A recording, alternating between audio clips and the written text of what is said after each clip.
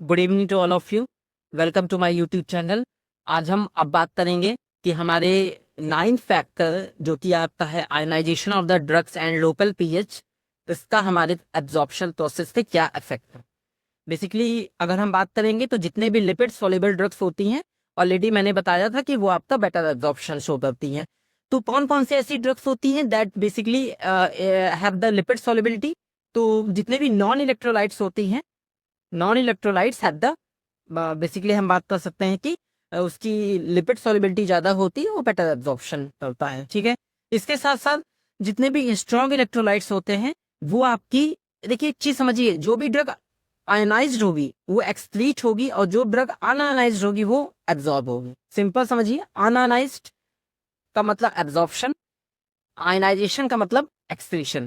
जो drug ionise हो जाएंगे उसका एक्सक्रीशन होगा, जो ड्रग अनआयनाइज्ड होंगे उसका एब्जॉर्प्शन होगा। ठीक है, तो जो स्ट्रॉन्ग इलेक्ट्रोलाइट्स हैं बेसिकली वो आपके एसिडिक मीडियम में आयनाइज्ड होती हैं और साथ ही साथ एल्कलाइन मीडियम मतलब बेसिक मीडियम में भी आयनाइज्ड होती है। जो वीक इलेक्ट्रोलाइट्स है, मैक्सिमम ड्रग्स जो हमारी है ना, वो हमारी पीएच डिपेंडेंट होती हैं।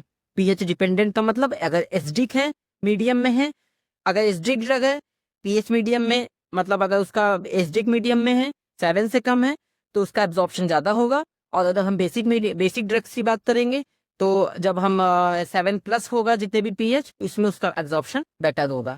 ठीक है, तो मैक्सिमम ड्रग जो हमारी वीक इलेक्ट्रोलाइट्स हैं, दे हैव बेसिकली प्रॉपर्टीज की क्या होती है कि ये आपका पीएच डिपेंडेंट होता है। थोड़ा सा एक हम इस क्वेश्चन के माध्यम से उसको जानेंगे कि हमारे ये ड्रग हैं एसिडिक। सबसे पहले मैं एसिडिक के बारे में बात करूंगा कि एसिडिक जो हमारा ये जो HA, ठीक है, इसमें जो आपका नॉर्मली व्हाट इज ए मतलब एसिड, एसिड क्या होता है, विच डोनेट द प्रोटॉन। ठीक है, तो ये जब हम एच इज अ प्रोटॉन, इसको साथ जब कंबाइन करेंगे, जब ये स्प्लिट होगा हमारे एसिडिक मीडियम में, हमने ड्रग लिया, ड्रग लेने के बाद सपोज करिए हमने 100 mg ड्रग लिया, 100 mg जब हमारे स्टमक में गया तो 100 में मैंने बोला कि अनआयनाइज्ड ड्रग होती है, वो आपका एब्जॉर्प्शन उसका ज्यादा होता है, आयनाइजेशन का एक्सक्रीशन ज्यादा होता है। तो इसका जो 60 mg है वो 60 mg आपका क्या हुआ, अनआयनाइज्ड हुआ। They basically split into the H and A minus, जो कि आयनाइज्ड फॉर्म में हो गया। अनआयनाइज्ड स्प्लिट होता है ना, जब ये आयनाइज्ड होगा तो इसका 40 mg क्या हो गया, आयनाइज्ड हो गया, मतलब 40 mg एक्सक्रीट आउट हो गए, 60 mg आपका एब्जॉर्ब हो गए। ठीक है, इसको एक मैंने बताया ionised form is excreted and unionised form is the absorb. ये तो उसको एक हम इक्वेशन से थ्रू फॉर्टोइसम हेंडरसन हेजलबैक इक्वेशन बोलते हैं, जिसमें हम बताते हैं कि pH is equal to pK plus log ionised upon unionised. ठीक है, उल्टा मत कर दीजिएगा, आयनाइज्ड डिवाइडेड बाय अनआयनाइज्ड। ठीक है, what is a pKa, pKa is the constant. PKa क्या होता है आपका, कांस्टेंट होता है। इसमें क्या मैंने बात किया कि सभी ने लॉग के बारे में तो पढ़ा होगा कि लॉग, अगर log 1 की वैल्यू 0 है, इन द केस log 1 मतलब ये कट गया। ठीक है, तो log क्या हुआ, log 1 हुआ। ठीक है, तो pH is equal to pK plus log 1, तो log 1 की वैल्यू ऐसे नॉर्मली क्या होती है, 0 होती है। तो जब हम pK की बात करेंगे, pK से डिसोसिएशन कांस्टेंट, तो व्हाट इज pK, ध्यान समझिएगा।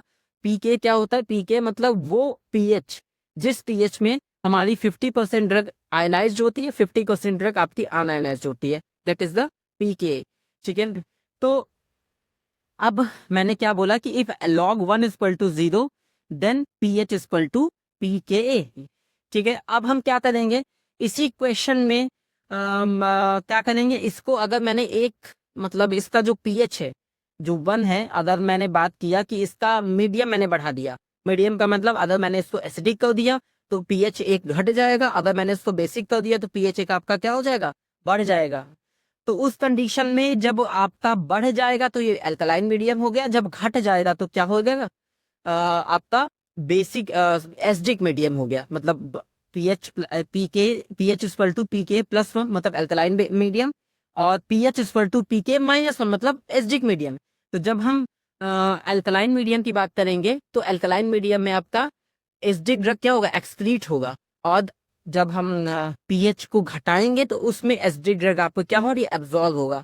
तो यही हमारा हेंडरसन हेजलबैक इक्वेशन है, जिसमें इन्होंने ये बताया जो एसिडिक ड्रग है, एक सिंपल ट्रिक है कि एसिडिक ड्रग आपकी एसिडिक मीडियम में एब्जॉर्ब होगी, और जो बेसिक ड्रग है वो बेसिक मीडियम में एब्जॉर्ब होगी। हमारी सबसे इंपॉर्टेंट ड्रग जैसे मैक्सिमम ड्रग हमारी, अब देखिए एसिडिक ड्रग मतलब हमारा स्टमक में एसिड है ऑलरेडी प्रेजेंट है, तो उसका वो हमारा एसिडिक मीडियम होगा, उसमें से हमारी एसिडिक ड्रग क्या होंगी, एब्जॉर्ब होंगी।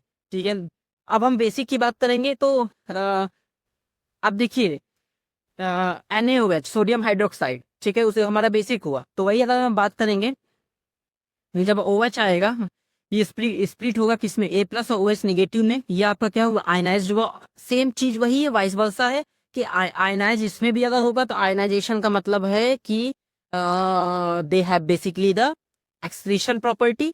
आयनाइजेशन का मतलब है कि इसकी क्या प्रॉपर्टी है, एब्जॉर्प्शन की प्रॉपर्टी ज्यादा है।